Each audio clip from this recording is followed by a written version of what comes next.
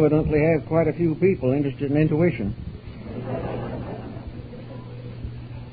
I think perhaps it would be important, or at least useful, to try to understand a little better some of the mysterious workings that occur within ourselves. And perhaps one of the most important of these is generally referred to as intuition. What it is, how it originates, and how it functions, as have not yet been standardized or classified. And perhaps one of the most important and direct means of estimating this faculty is by reference to Buddhism. Because this group, this great Eastern philosophy, explored so many of the subjective aspects of human consciousness. According to Buddhism, man has what is called the sixth sensory or six sensatory machines. These consist of the five senses with which we are familiar, and a sixth factor which is called the mental coordinator. Now, the purpose of the mental coordinator is to compute the testimonies of the sensory perceptions. It further has to bring to bear upon all new evidence, all that is already available within the consciousness of the individual himself. This is almost a problem in modern computerization.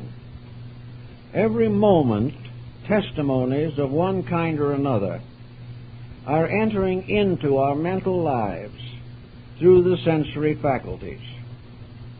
Of course, the most important of these faculties are the faculties of sight and hearing. But even those less highly specialized also contribute a variety of supporting evidences of our conduct and our attitudes toward life. The coordinator has as its primary function to digest and assimilate all new evidence and incorporate it into the permanent structure of human insight. This means, in substance and essence, that constantly the individual is adding to his store of knowledge, but is not aware of the process. He pays little conscious attention to the things that occur around him, but subconsciously he is aware of all of them. And we know through hypnotic research and through regression that there is scarcely a detail in the life of the individual which is not permanently recorded. To the Buddhist, this record is due to the constant, precise function of the mental coordinator. This faculty takes control of all types of phenomena. It gives us a constant insight into everything that makes up our daily living. It also exercises a censorship. For when something occurs to us which is contrary to the basic structures of our nature, this difference, this inconsistency, is also listed. Today, especially, the environment is constantly bombarding us with material which is not essential, not useful, and even is dangerous or detrimental. This is also filtered out by the coordinator. And as a result of this, the individual learns not only what to do, but what not to do. There is a relationship between this problem and that of conscience. But conscience is essentially a moral issue arising in the internal psychic integration.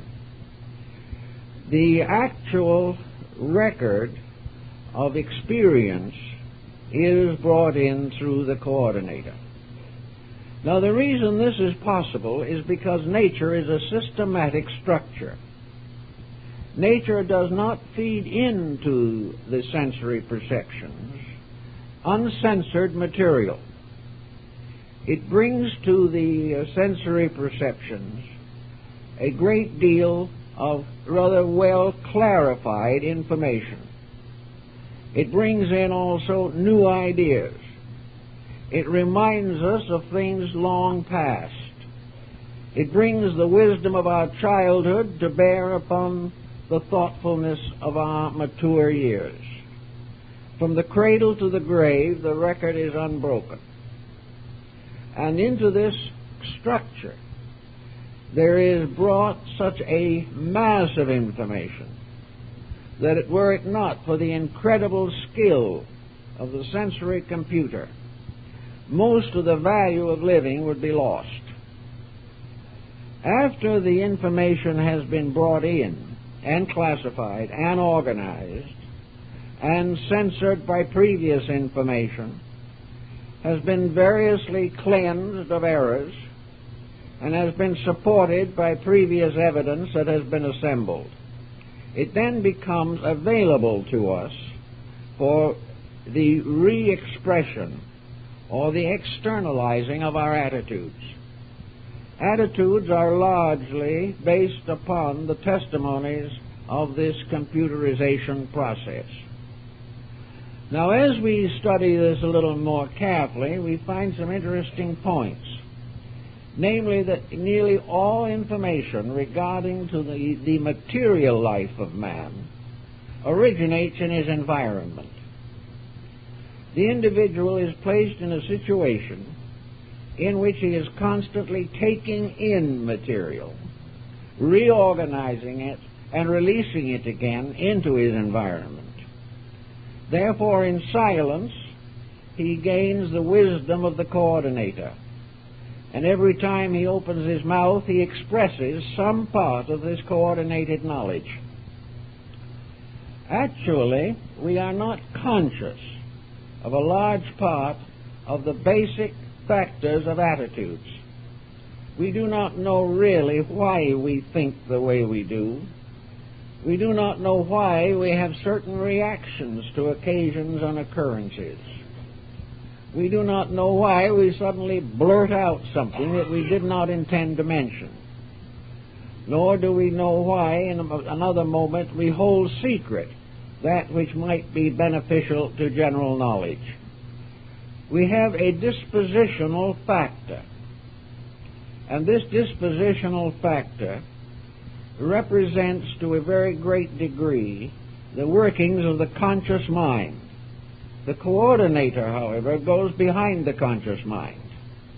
It goes back to the very root of intellection within ourselves.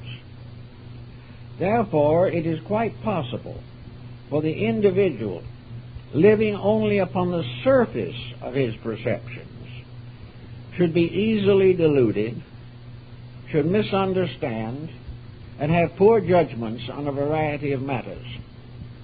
He is then, so to say, speaking off of the front of his mind, or thinking from that front.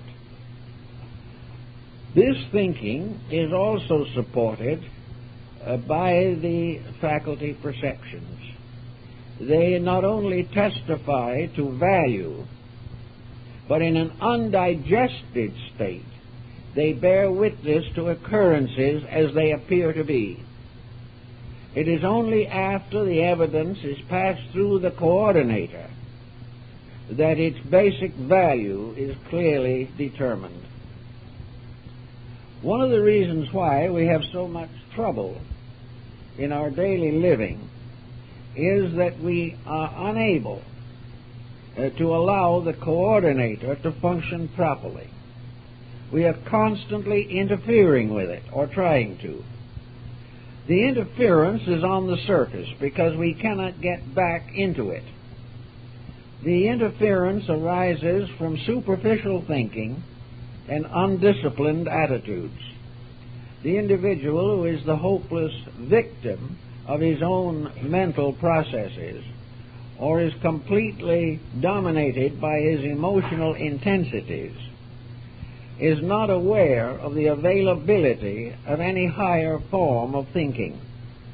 He is simply limited to the immediate. That which comes in goes out instantly.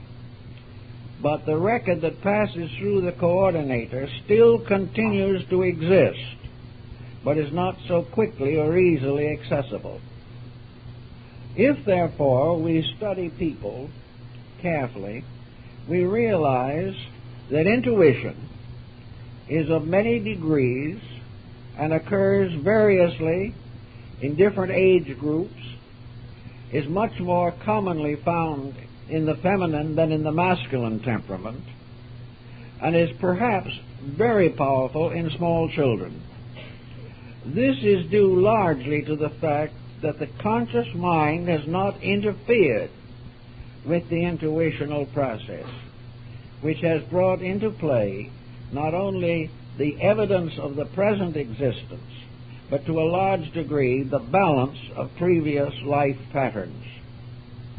This coordinator extends back through and into previous embodiments, because it is the reservoir of the complete accessible knowledge that the person has accumulated in his evolutionary process. This knowledge is not carried forward as simple incidents. It is carried forward in the form of general value, final conclusions, ultimate decisions as they arise in the processes of living. The intuitive person is most likely to be a person who is essentially mentally and emotionally honest. Intuition functions in spite of mental interference to some degree, but more clearly and completely where this mental interference is eliminated. Now, how do we eliminate the mental interferences that arise every day? How do we escape from false, superficial testimonies? The interval between the coordinator's function and that of the objective mind is greater than most people realize. The objective mind is simply arriving at a series of superficial conclusions on all subjects, whereas the coordinator brings out only a seasoned account. Now, the sensory perceptions have much more in them in the form of information than we first realize. But if we are constantly betraying the testimonies, if we fail to allow this coordinating process to function smoothly and directly, we are less intuitive. We are intuitive largely to the degree that we get out of the way of the computerizing process. If we constantly interfere with it, if we constantly go against its testimonies, if we constantly press our own personal attitudes against that which is best, we will have trouble. Now, intuition is most obviously available where there is less interference with the processes of learning. False learning betrays the coordinator, but does not attain a victory, because the coordinator sorts it out. But it can betray the conscious mind. It can lead the conscious mind into a variety of difficulties. One of the laws in nature which we cannot resist is the law of cause and effect. The computer works upon this basic fact all the time. Every cause has an effect. When we use the frontal thinking of the mind only, causes and effects are hopelessly confused, but they are never confused in the coordinator. Everything that we do has results and consequences.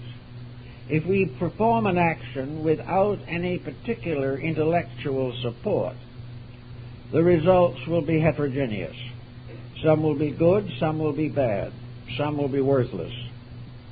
But other ways of approaching the problem indicate that within ourselves the coordinator already knows from its accumulated statistics almost exactly what the consequences will be of any action which we indulge in. The coordinator is prophetic, not because it has some mysterious faculty beyond comprehension, but because it is basically, essentially, and eternally honest. And honesty inevitably results in a kind of prophetic power. We see this around us in society. We are today faced with numerous examples of it. Thoughtful persons realize that the present dilemmas are largely due to our own making, that we are responsible for the conditions which affect us adversely. A few, 20, 25 years ago, proclaimed exactly what is happening now. They knew it was going to happen. They knew it had to happen under a world governed by immutable laws and facts.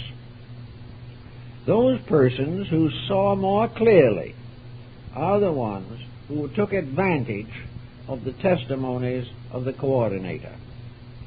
They knew that these things had to happen. But the majority, using the frontal mind only, refused to accept the operation of cause and effect.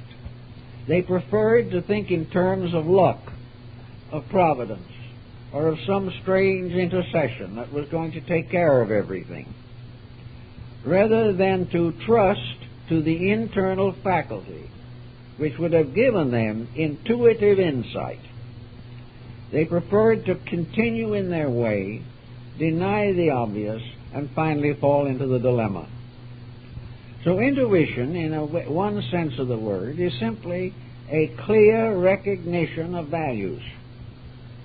It is possible in almost every instance to determine the outcome of any course of action by considering the motives which impelled it, the methods by which this action was carried out, and most of all, its final relationship to universal law. Is it acceptable to the law? If it is not, it is doomed to fail. Actually, however, these large concerns are not always so obvious to us, for there are all kinds of experiences and circumstances which can affect the intuitional process. We know, for example, that there are laws governing the structure of the human body. Lavater, the great physiologist and physiognomist, pointed out that everyone's fortune is written on him. But we do not know this, and we do not notice it with the superficial faculties that we possess, but the coordinator does. The coordinator notices it because in the subconscious of ourselves we have already passed through similar experiences. We have already been deceived in the same way many times ago. We have made false pretenses, not just once, but hundreds of times. And the outcome of every attitude that we take is obviously to be determined by reference to our own internal reference frame, which, however, we usually ignore. There is no doubt in the world, for example, that the coordinator, looking at the face of a person, can tell almost certainly whether that person is honest or dishonest, whether they are happy or miserable, whether they are trustworthy, whether they are sincere in their relationships, whether they can be depended upon in emergencies, and also all of their befitting and bewildering inconsistencies will be stamped upon the face. It also follows, as Lavater points out, that the body also is constantly testifying to the motives of the person. For long ago, in ages past, these motives shaped the body. And gradually, in each embodiment, the internal person gradually transforms the outer person into the semblance of itself symbolically. The way we walk, the way we use our hands, all these things tell what we are. Now, I think years ago I told you an interesting story, but it might be worth repeating in this context, that a bank teller was given a check to cash by an unknown person. The bank teller was suspicious. He did not know why he was suspicious, but he held back the check and asked an official of the bank to verify its authenticity.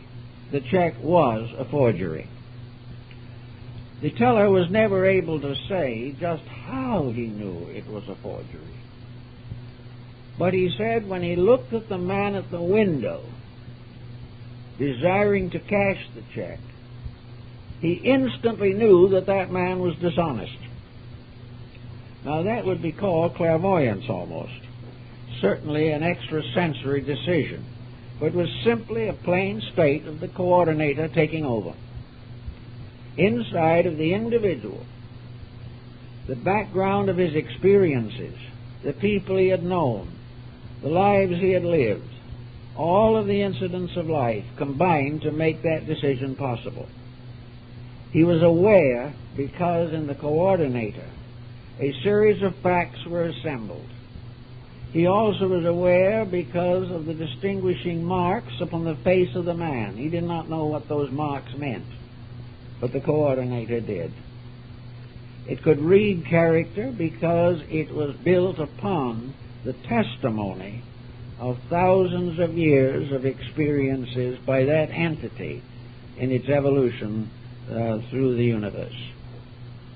All these different factors add to the development of an internal recognition, estimation, or analysis. We know that doctors who are really well versed in their professions are able to often diagnose a patient before he sits down for a diagnosis. The doctor knows what is wrong with the person when he enters the room.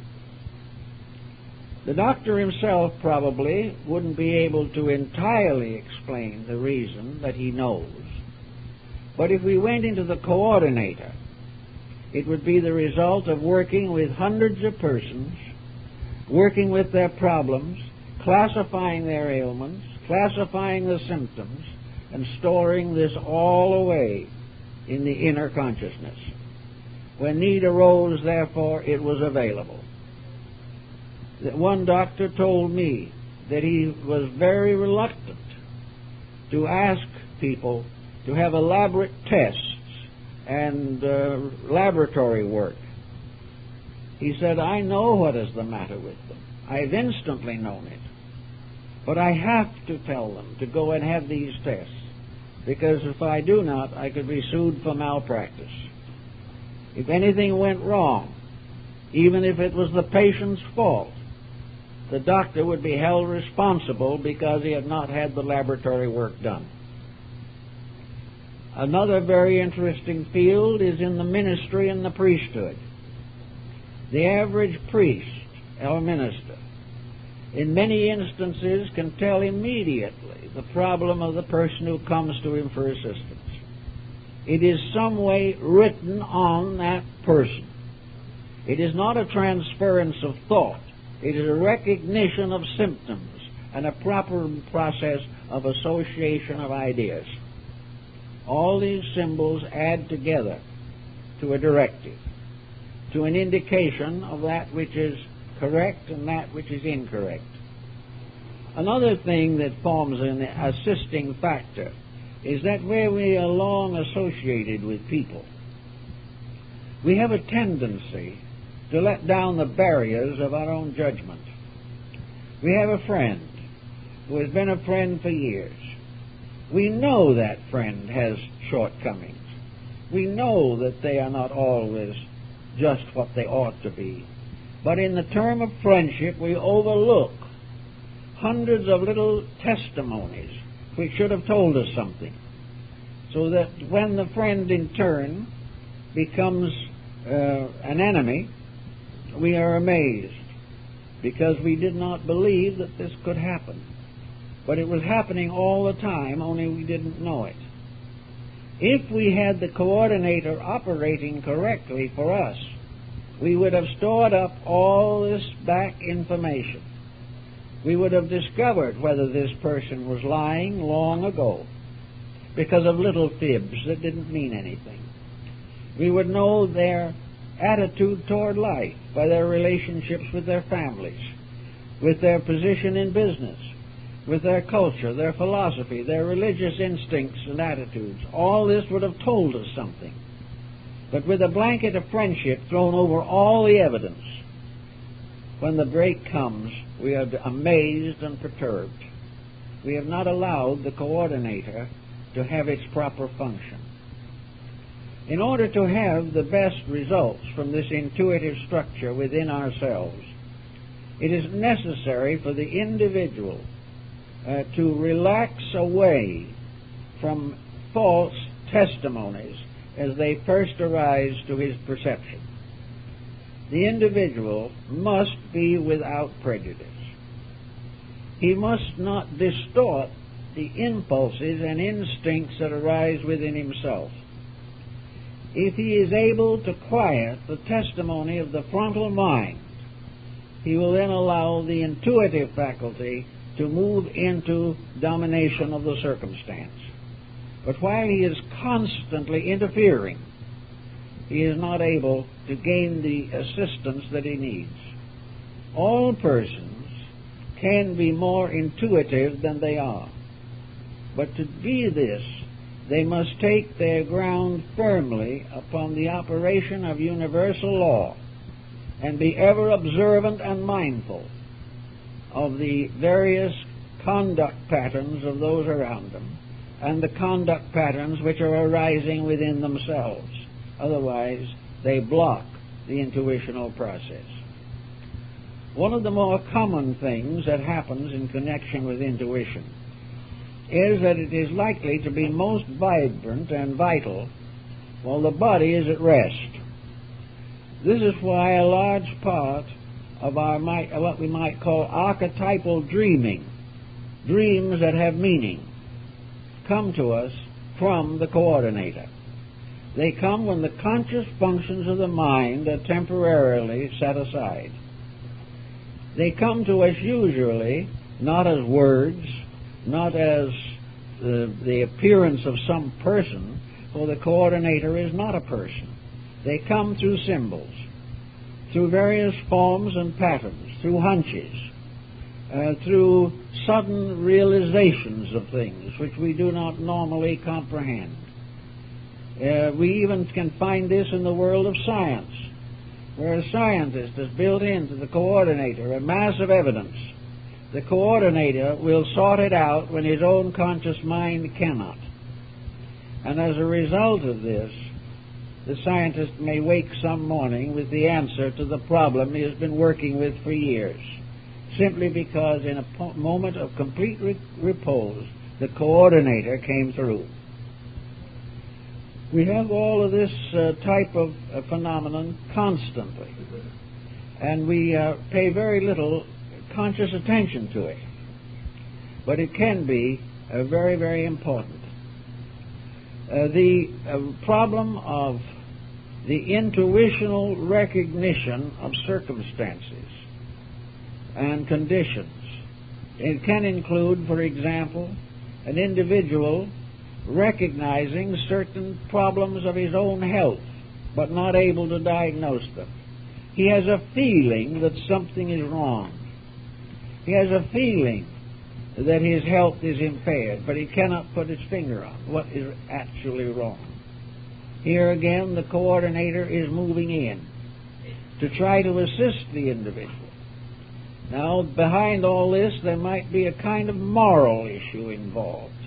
Perhaps this individual who doesn't feel good has for many years been violating the principles of law and health. He has been thinking badly, he has been eating badly. He has failed to take proper care of the body. This fact is listed in the coordinator, and the coordinator can tell him at any moment just about how long he can get away with the mistakes he is making. And if the man pays no attention to this warning, it becomes a prophecy, and he gradually succumbs because he has failed to remedy the situation in himself. The same thing happens in family life. Family relationships become brittle, and warnings come from the coordinator that unless attitudes and relationships are changed, the family will be destroyed. It will be broken up. Some are wise enough to try to do something about it. They are harmonizing with the coordinator, which is merely telling them the law relating to the subject. A law based on experience and dramatized and vitalized by ages of human testimony.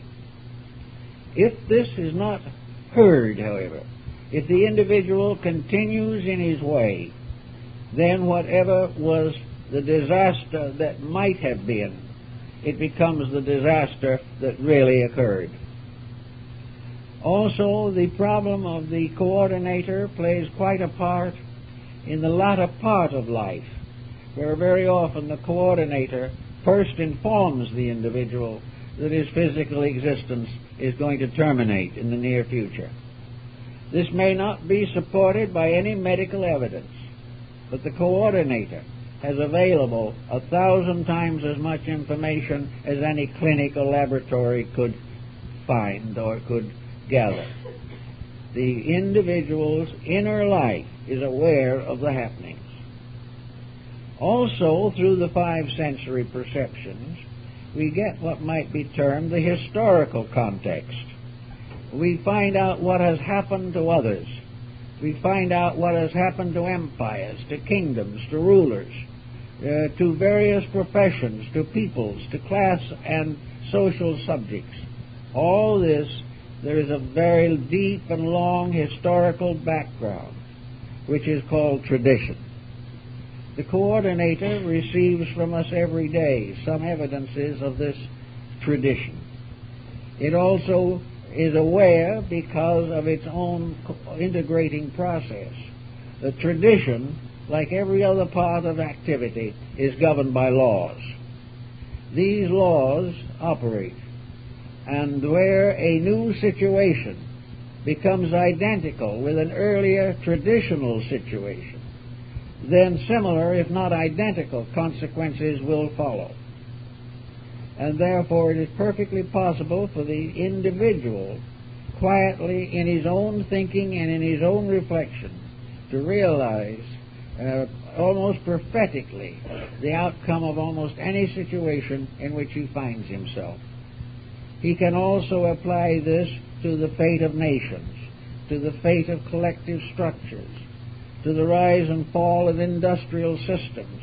All these things are basically set in patterns of infinite and immutable law. The coordinator helps the individual to adjust his own mind to these laws and gives him the final evidence, the final proof of the reality of the situation that is gradually developing. Now, there are times when people get hunches that do not work out. The individual, therefore, has to watch constantly to find out how much of his conclusions arise from the coordinator and how much comes from traditional habit patterns within himself. Most persons so live that their relationship to universal law is obscured. They live in a pattern in which they pay little or no attention to the great principles upon which life is built. These principles are invisible in most cases, but their consequences are painfully visible. We have to work with them every day. At the present moment, we are plunging through a mass of what the Oriental would call karma. It is a condition in which, for ages, we have been building contrary to the rules of the game of life. The coordinator knows this, but the individual does not pause to consider.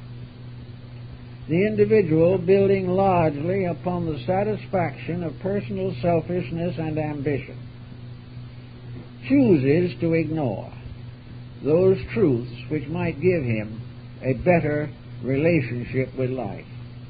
We find this quite frequently in such simple and imminent circumstances as alcoholism.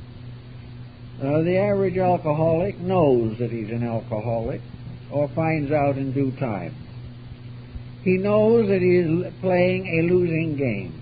He knows that it will destroy all that is best in his life. Yet he will not or cannot change. And fully aware of the inevitable tragedy, he moves relentlessly toward it until finally it catches up with him. If he survives, perhaps he is a little wiser. This type of decision to do what one pleases at the expense of doing what one should is one of the factors that blocks the intuitive faculty in the individual. We all have it, because we all have behind us not only ages of personal growth, but a vast universal complex of factors which subconsciously we accept, even though we may ignore them consciously. How then should we start in to try to develop the intuitive faculty better than it is, so that it can serve us more efficiently when need arises? One thing we have to do is to gain some form of mental honesty. This is really the beginning of the whole mystery. It is not the end, for there is more to it than honesty, but honesty is probably the most important single ingredient. Honesty means that we must stop fooling or deceiving ourselves, especially to doing this knowingly. We must gradually reduce this error factor. We must stop thinking or feeling or acting dishonestly. Now, this is a very large order for most people. Many do not even realize that they are dishonest. They do not believe for a moment that their various prejudices have anything wrong with them. They have no realization that every day they are compromising principles in order to advance some personal desire. The individual wishes his own happiness first, but does most of his life working against this happiness by his conduct and his attitudes. Intuitive people are not always merely spiritual people, but many great mystics have been also extraordinarily wise in their internal visions. Very often the prophetic power is prominent in the lives of mystics. One of the reasons is that mysticism is a doctrine of humility. It is a doctrine in which the individual steps aside and allows the truth to live through him. Mysticism is a person in a very gentle, humble, kindly, unselfish relationship with life. The mystic expects to be a servant. He is a servant of truth, a servant of God, and a servant of his fellow men, regardless of his estates or dignities. It is then natural that the mystic, by having fewer false pressures upon his life, is able to release more of the internal computerization because he is not primarily concerned with personal advantage. He is not trying to gain something for himself. He is not trying to twist facts to support his own preferences. We have, for example, in problems such as we face right now in national election, here we have all kinds of issues being pressed and advanced and sustained and denied by the various candidates for public offices. We find also that too many of the voters are listening for that particular statement which would be of the greatest personal advantage to them. They are not thinking of the common good, but they are thinking of protecting what they have, even if it is at the expense of what they are. This common practice affects both public and private life. Most individuals regard it as proper to live this span of life to personal advantage as far as they can. Personal advantage is very often contrary to common good, and also contrary to the testimony of the computerizing factor. To escape this, or to at least outwit it in part, the individual must gradually release himself from attitudes which are not morally right. It's a matter of dishonesty in many instances. It's a matter of self-gratification in others. It is the advancement of career, the accumulation of wealth, and the desire to shine in society. These become the false reasons for life, while they dominate, and their voice is heard louder than the voice of the computer. Nothing much of advantage will be gained. The individual will live and pass on in the little pattern that he has created for himself. He will pass on still striving for that which could never be his in this world or anywhere else. Realizing this, the intuitive person is very likely to be religious. He is very likely to be a person of prayer, of meditation, a person trying desperately, if necessary, to live according to a high code of personal relationships with life. He is trying to overcome the tendency to animosities. He is trying to transmute old hatreds and antagonisms. He is trying to reduce as far as he can the vanities in his own life. He is entitled to anything and everything that is proper for him. But if he wishes to become a better person, he must take advantage only of the better opportunities that arise. Otherwise, he will ultimately short-circuit his own life.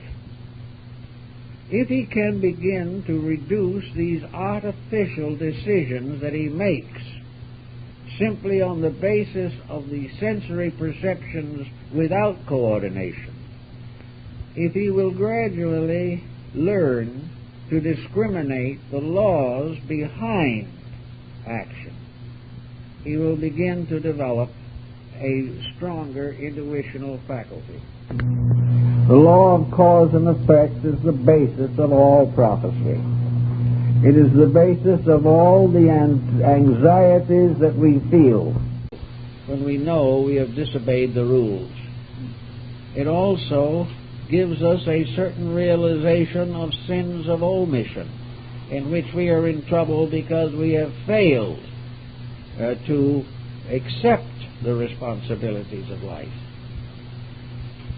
In working further with this, the Buddhist, of course, holds strongly to a meditative concept. Buddhism was originally a moral and ethical system, and it was gradually expanded to become what has been called in Asia the heart doctrine. It is the doctrine that the final solution to all things is compassion. That the individual must base his foundations upon a gentle release from the tendencies to cruelty of any kind. The Bodhisattva doctrine is the doctrine of infinite self-sacrifice for the common good. It is the doctrine of the individual forgetting his own advancements in the service of humanity. It is completely non-competitive. Competition becomes a basis of delusion, for competition itself is a delusion. Nothing will ever be solved by it, because it is constantly destroying the basic friendships, the basic kinships which should exist in human society. Intuition, therefore, comes mostly to those who by nature have chosen to follow a faith or a spiritual path of growth. These people, for example, do develop a strong sense of faith. Faith is dependency upon truth.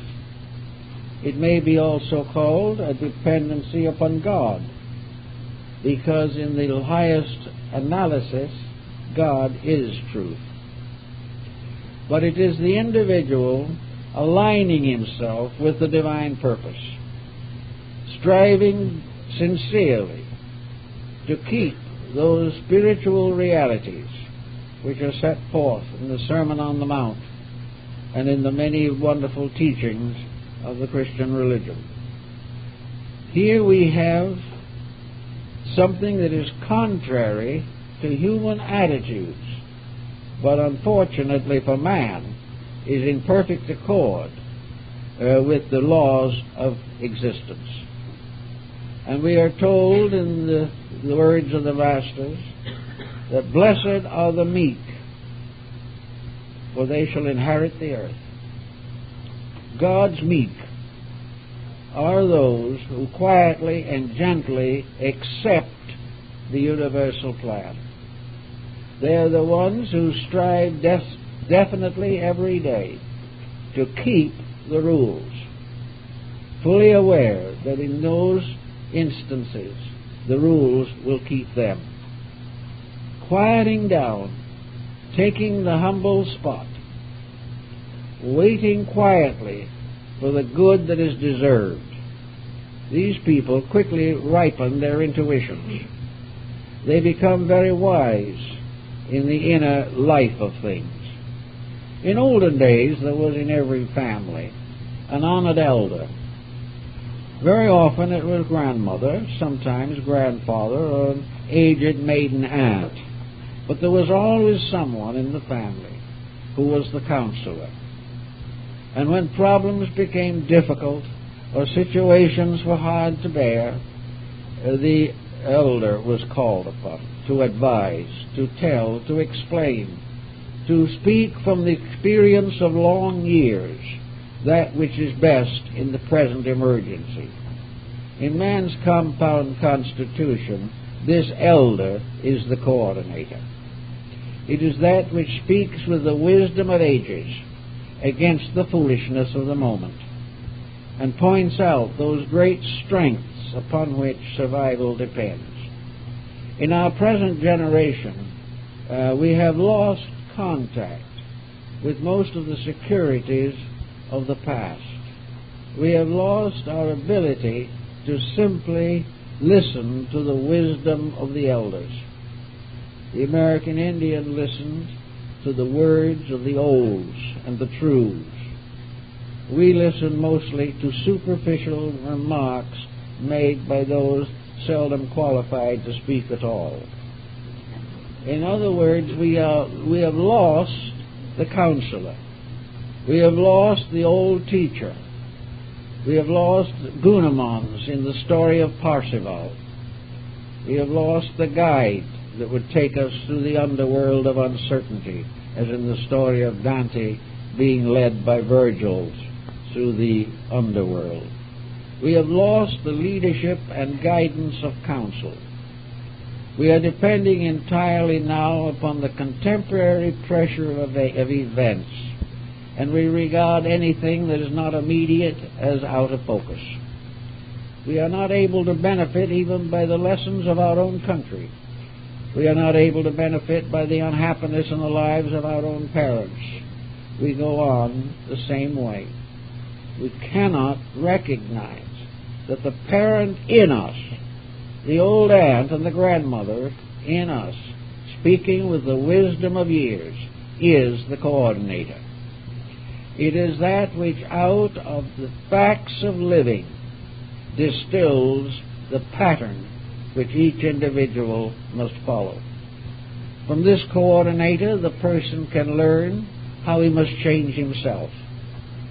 He learns how he can expand and develop the potentials that he possesses. He learns how he can be more useful and serviceable to the causes of others around him. He learns better habits of living. He finds the mistake of decadent morality. He learns many, many things, not from the old grandmother or grandfather, but from this ancient one within himself, the teacher, the wise one, the oracle, that mysterious power which, if it can be brought into our objective attention, has the answers to everything that we need to know. This is true on every level, social, individual, collective. For in this computerizing process, the individual is stripped of all of his superficial embellishments. He is stripped of all the various attitudes. He is forced in himself to see himself, to know himself, and to act in accordance with the needs of himself. There is no concealment possible. There is no evasion. The facts are all there. But there are not too many who are able to face these facts. And there are not too many that even want to know that they exist. We want to go on our own way. Every civilization and culture of the world has brought forth its prophets. The prophets of the Old Testament, the patriarchs, the apostles, the world teachers, the great reformers, the great leaders. These persons were actually outstanding examples of the possibility of bringing the coordinator into objective manifestation. Wherever these prophets spoke in the Bible, we are told that they spoke upon the authority of God. The authority of God is the authority of truth. And the authority of truth arises from the individual's achievement of a basic factual existence within himself. Truth is, for each person, the truth of himself. The truth for every civilization is merely the statement of the laws governing that civilization and the inevitable consequences of action, constructive and destructive. The prophets of the Scriptures warned the kings and the princes of the fall of their empires. They warned individuals of the sorrows and miseries of their personal corruptions. And many times these prophets were heavily punished by those who did not want to know the truth. And in ourselves, when an unhappy or unpleasant truth presents itself, we are apt to punish it rather than ourselves. We do not want to face these things. But until we face them, we cannot develop and perfect the instrument which we possess. This body is a magnificent instrument. It is far greater than we even suspect with all our researches and all our studies. It is something that man will never be able to equal by mechanical means. No matter how far he advances computerization, he can never achieve what is achieved within the person himself. For this computer in us is alive. It is not something that is merely machines and tapes and mathematical formulas. It is a living computerization of action. It is a living, constant expression of all of the needs and requirements of the person. It makes possible for him the complete reestablishment of his own life. But he has to call upon it. And many mystics, in their meditations, like Bamey or Eckhart, these mystics felt that God spoke to them, that in some mysterious way the Holy Spirit descended upon them. The Holy Spirit and this mysterious inner voice, this mysterious power which gave an accuracy to every thought and made every statement a revelation, was actually derived from this computerization process within human consciousness itself. This does not mean that God is not in the business. It means that actually this whole computerization process is a divine process. It is a process not based upon materialism, but upon the exploration of the spiritual potential of the human being. Another factor that may help the average person to be more intuitive is the Pythagorean discipline of retrospection. Here at the end of each day, the person sits down and studies his own day. He analyzes and examines every single thing that had any meaning whatever in his procedures. He is especially mindful of his own reactions to the various challenges of the day. Was he annoyed by the phone call? Was he disturbed by the visitor who dropped in? Was he unable to stand the prattle of the children? Did he have one or more problems that he had been wanting to take care of and he was interrupted? And in each case, what was his reaction? Did he accept these things, or did he resent them?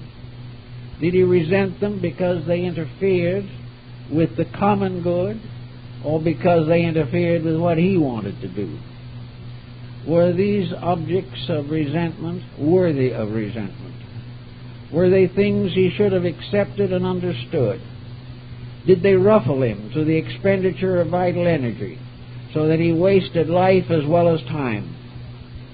Was he able to quietly and peacefully move through confusions, through dissonances? Was he able to keep the truths of life very bright under the small irritations which are apt to disturb us?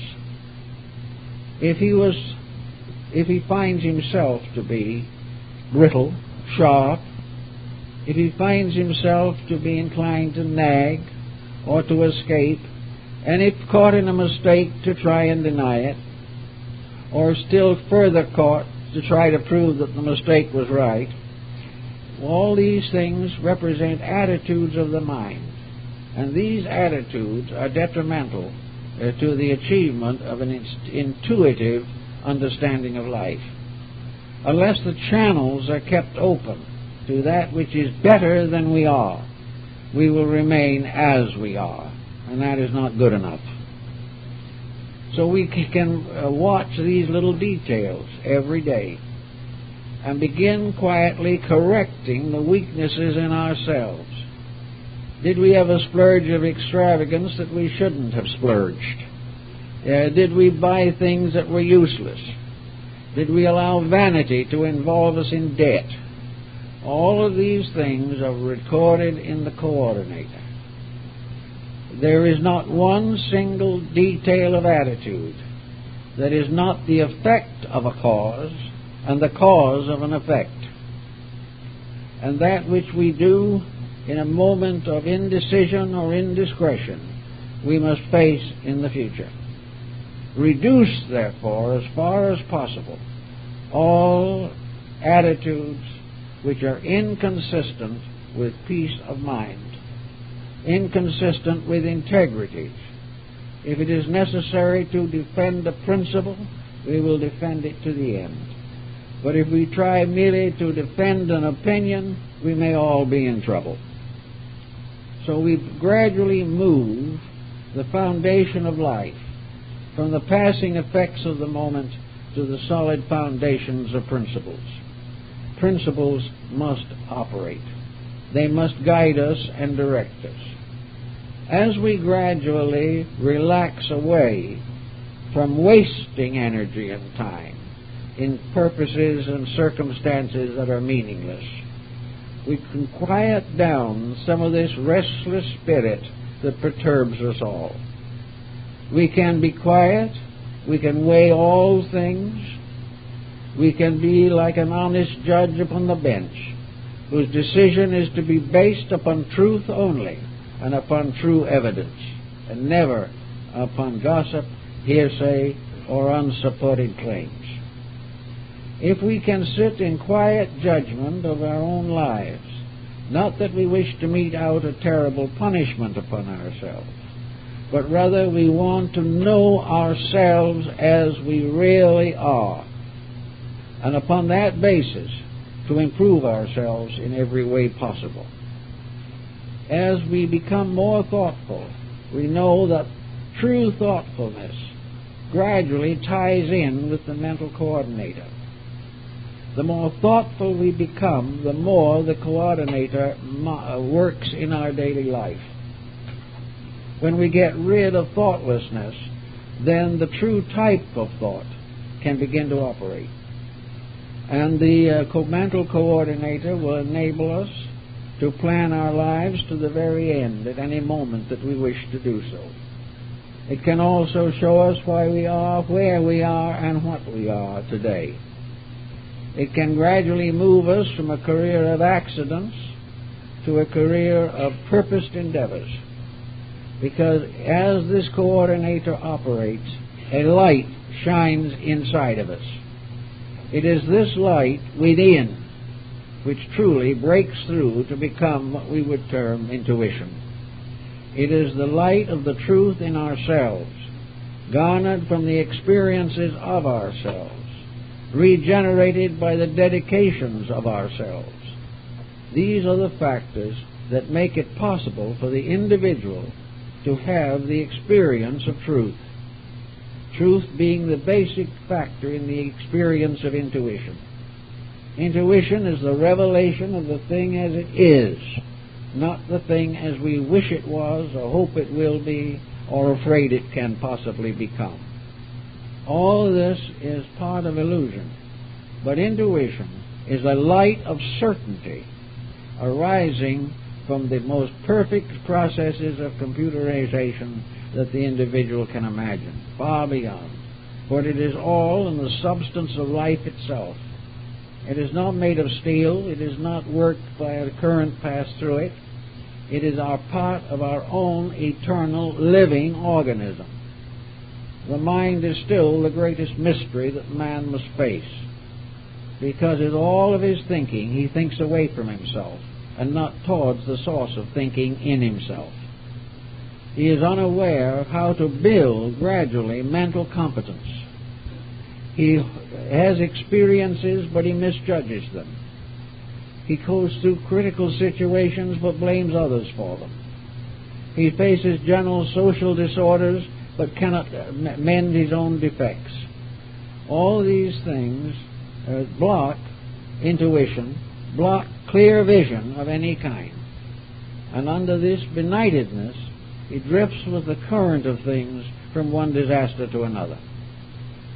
If we can bring the coordinator into focus, we will discover that we are better people than we have ever known ourselves to be. We are also wiser.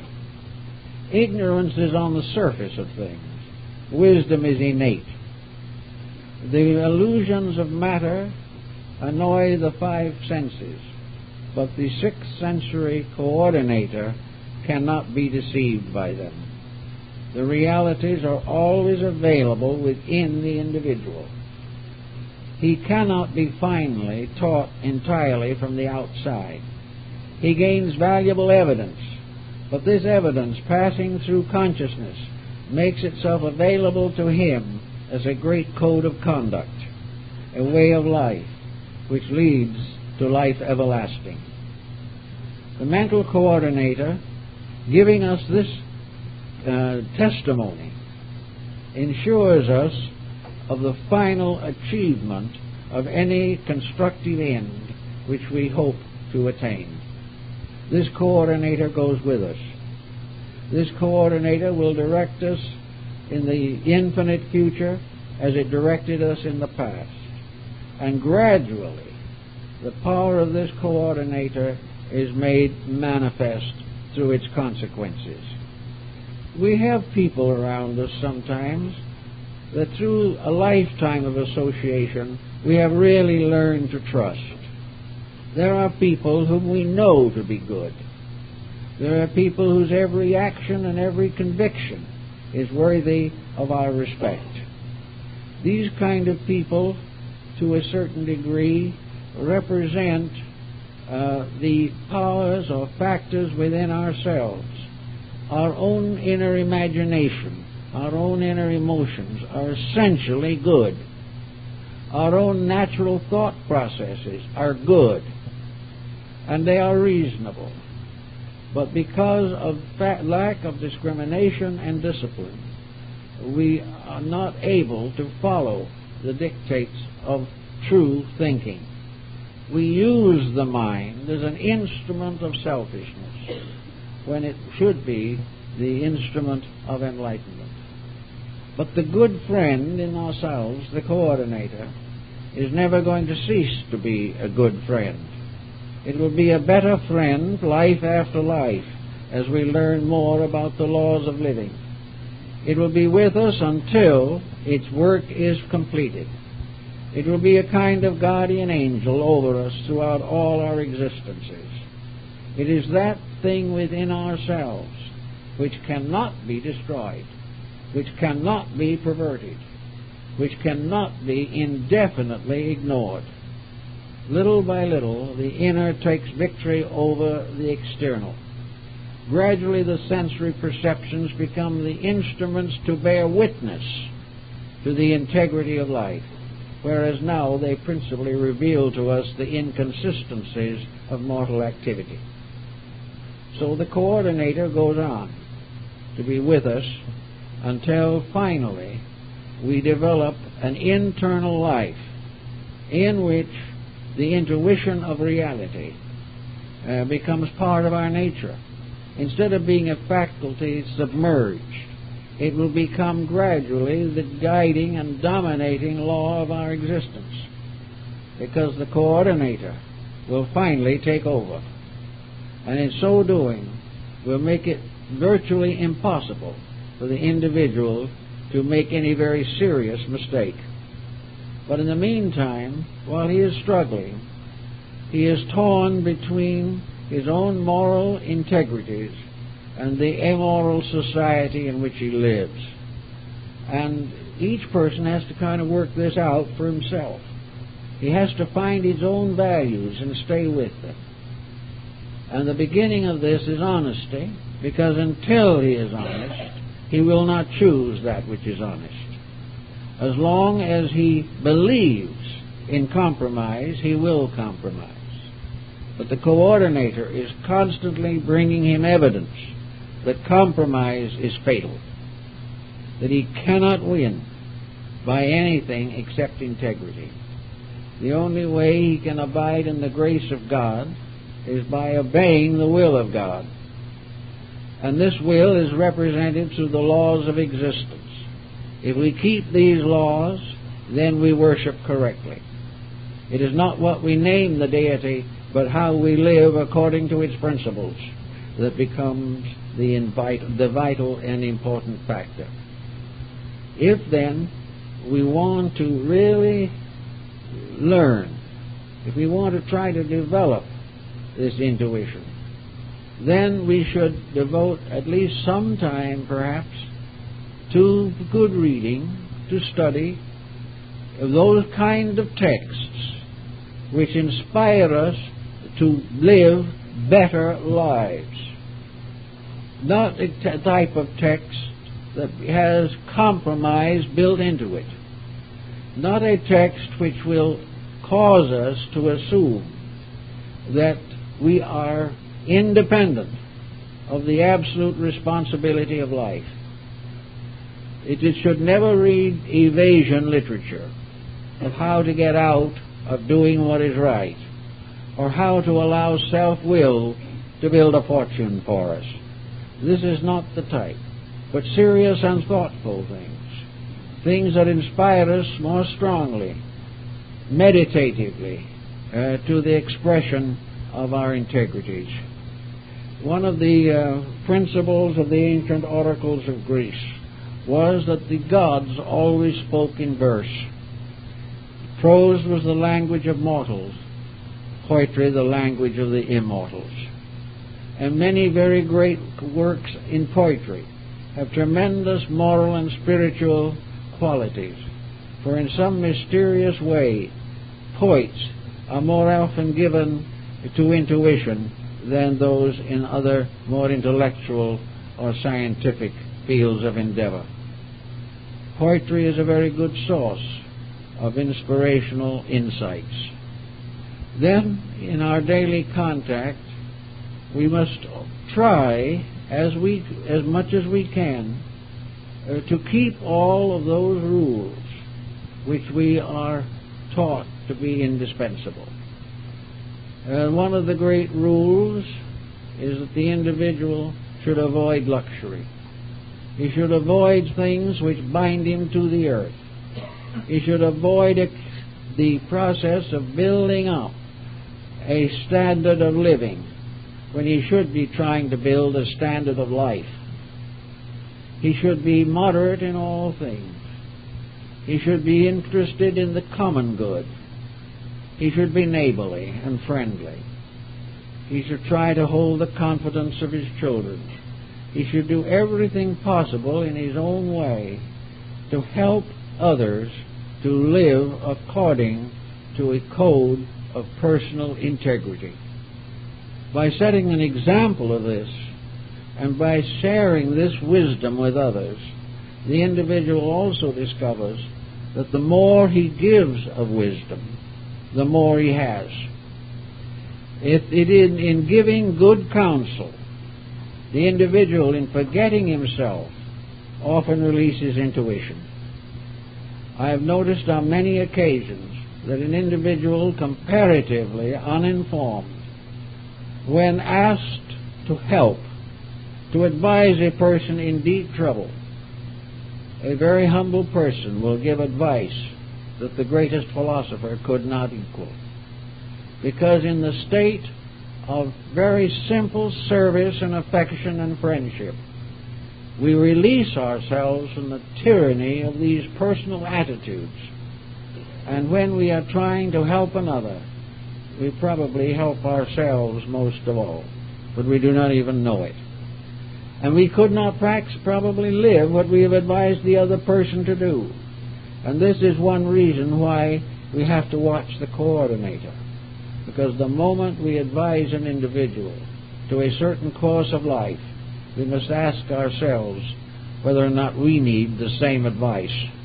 And if we do need it, perhaps it has come to us through this intuitional flash when we try to help someone else. Watch the intuitional releases as they come along. Whenever you feel a very definite sense that something is wrong, try to find out why. Try to find out what testimonies bear upon this matter. Do not blame other people, because we are all subject to law. And when another person breaks the law, that is his problem. When we break it, it is ours. When we both break it, it is war. And this has been our problem for many ages. So we try always in simple, quiet, meditational ways to visualize the integrities of life. We sense within our own depths this power that is forever building upon our experience. If that was not true, what good would the experience be? What value would life have unless it was a record of growing? In some mysterious way, everything that happens has to happen to bring about the most necessary improvements of living creatures. If it was not for this, what value could we place upon anything? Why be born? Why grow and suffer? Why age and die?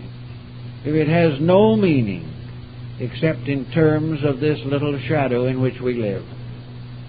That out in space and everywhere else there is nothing but some vast blind force moving. And this blind force pushes us and pulls us from one inconsistency into another. Such a life is inconceivable. Such a plan could not be implied as arising in a divine being. If the Lord of it all is all-wise, all-knowing, and all-good, then the plan must be for the greater good. There is a reason for everything that happens. And that reason is to help us to grow. And the moment something happens, we must try to understand by quiet thoughtfulness how this is going to help us to grow, how it is going to bring us nearer to the full purpose for which we were created. If we can quietly contemplate this in peace and without any evasions or excuses, and try to understand prayerfully and in mystical contemplation the reason for that one little incident that happened today, we may find in that instant the flash of intuition. We will suddenly know why it happened. Then the sky will close again. Plotinus, the great mystic, said that only on 2 occasions did he receive the direct impression of his God. This direct impression was a revelation of character. It was instruction as to what to do and how to do it. And it was, in this sense of the word, a clear expression of the intuitional power. So when we need intuition, we will have it. If we have it a little already, it will grow. But to make it grow, we must listen to it. We must obey its counsel. We must verify that it is really intuition and not simply self-interest masquerading under a spiritual appearance.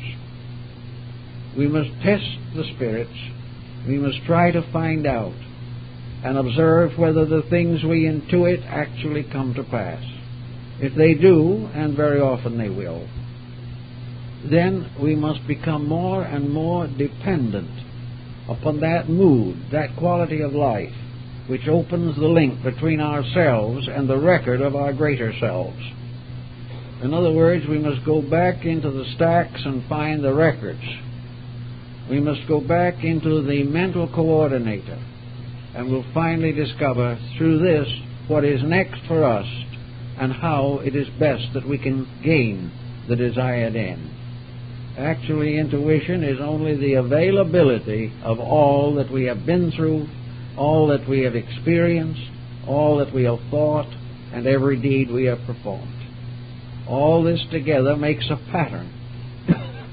And this pattern gives us the most valuable of all advice, what we must do next.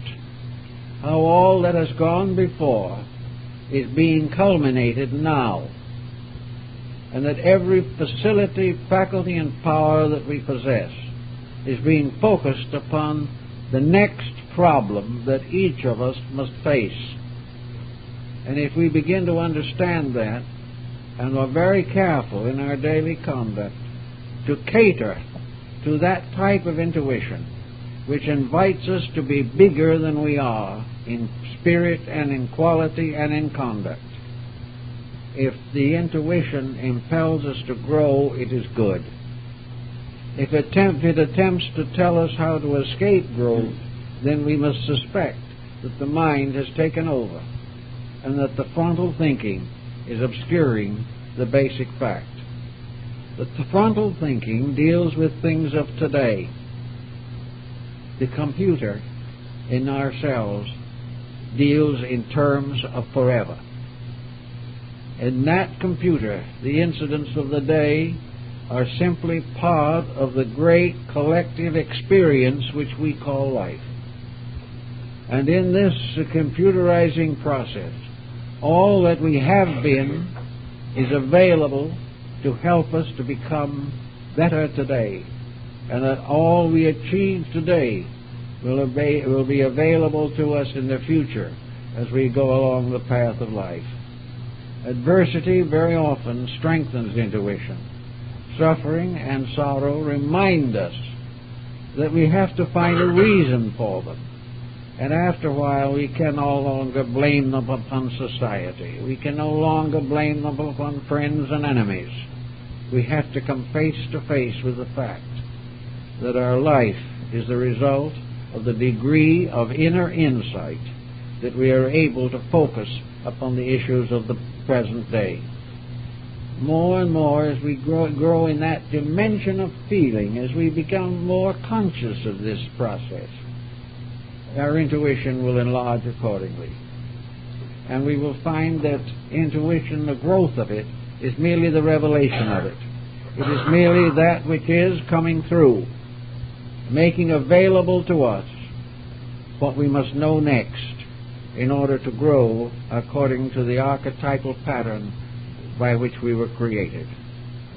Intuition is a very wonderful thing, but it is a reward. It is a fruit.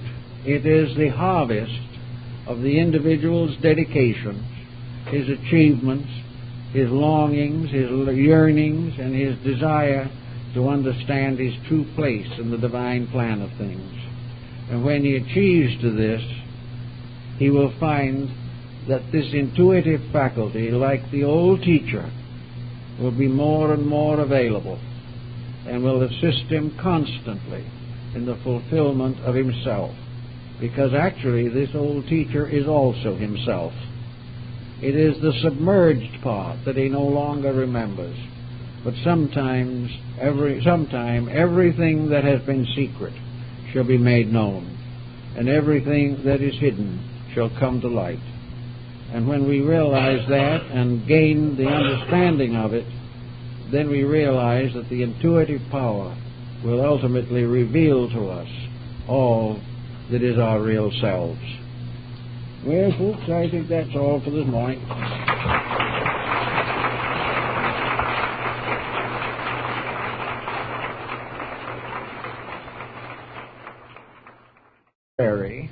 To the basic structures of our nature, this difference, this inconsistency, is also listed. Today, especially, the environment is constantly bombarding us with material which is not essential, not useful, and even is dangerous or detrimental. This is also filtered out by the coordinator. And as a result of this, the individual learns not only what to do, but what not to do. There is a relationship between this problem and that of conscience. But conscience is essentially a moral issue arising in the internal psychic integration. The actual record of experience is brought in through the coordinator. Now, the reason this is possible is because nature is a systematic structure. Nature does not feed into the sensory perceptions uncensored material. It brings to the sensory perceptions a great deal of rather well clarified information. It brings in also new ideas. It reminds us of things long past. It brings the wisdom of our childhood to bear upon the thoughtfulness of our mature years. From the cradle to the grave, the record is unbroken. And into this structure, there is brought such a mass of information that were it not for the incredible skill of the sense, every moment, testimonies of one kind or another are entering into our mental lives through the sensory faculties. Of course, the most important of these faculties are the faculties of sight and hearing. But even those less highly specialized also contribute a variety of supporting evidences of our conduct and our attitudes toward life. The coordinator has as its primary function to digest and assimilate all new evidence and incorporate it into the permanent structure of human insight. This means, in substance and essence, that constantly the individual is adding to his store of knowledge, but is not aware of the process. He pays little conscious attention to the things that occur around him, but subconsciously he is aware of all of them. And we know through hypnotic research and through regression that there is scarcely a detail in the life of the individual which is not permanently recorded. To the Buddhist, this record is due to the constant, precise function of the mental coordinator. This faculty takes control of all types of phenomena. It gives us a constant insight into everything that makes up our daily living. It also exercises a censorship. For when something occurs to us which is contrary to a computer, most of the value of living would be lost. After the information has been brought in and classified and organized and censored by previous information, has been variously cleansed of errors, and has been supported by previous evidence that has been assembled, it then becomes available to us for the re-expression or the externalizing of our attitudes. Attitudes are largely based upon the testimonies of this computerization process. Now, as we study this a little more carefully, we find some interesting points. Namely, that nearly all information regarding to the material life of man originates in his environment. The individual is placed in a situation in which he is constantly taking in material, reorganizing it, and releasing it again into his environment. Therefore, in silence, he gains the wisdom of the coordinator. And every time he opens his mouth, he expresses some part of this coordinated knowledge. Actually, we are not conscious of a large part of the basic factors of attitudes. We do not know really why we think the way we do. We do not know why we have certain reactions to occasions and occurrences. We do not know why we suddenly blurt out something that we did not intend to mention. Nor do we know why in another moment we hold secret that which might be beneficial to general knowledge. We have a dispositional factor. And this dispositional factor represents to a very great degree the workings of the conscious mind. The coordinator, however, goes behind the conscious mind. It goes back to the very root of intellection within ourselves. Therefore, it is quite possible for the individual living only upon the surface of his perceptions should be easily deluded should misunderstand and have poor judgments on a variety of matters. He is then, so to say, speaking off of the front of his mind, or thinking from that front. This thinking is also supported by the faculty perceptions. They not only testify to value, but in an undigested state, they bear witness to occurrences as they appear to be. It is only after the evidence is passed through the coordinator that its basic value is clearly determined. One of the reasons why we have so much trouble in our daily living is that we are unable to allow the coordinator to function properly. We are constantly interfering with it, or trying to. The interference is on the surface because we cannot get back into it. The interference arises from superficial thinking and undisciplined attitudes. The individual who is the hopeless victim of his own mental processes.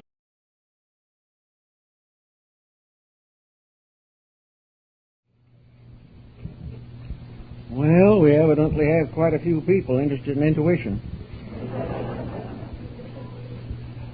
I think perhaps it would be important, or at least useful, to try to understand a little better some of the mysterious workings that occur within ourselves. And perhaps one of the most important of these is generally referred to as intuition. What it is, how it originates, and how it functions, as have not yet been standardized or classified.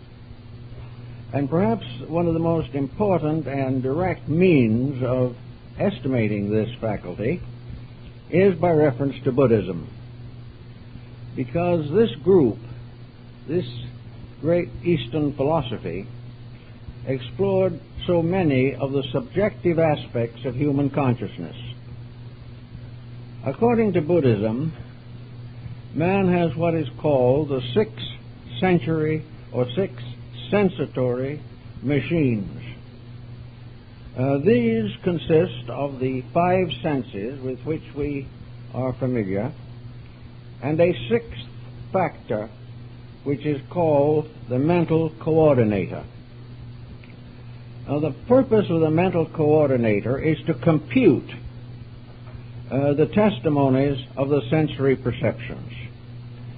It further has to bring to bear upon all new evidence, all that is already available within the consciousness of the individual himself. This is almost a problem in modern computerization.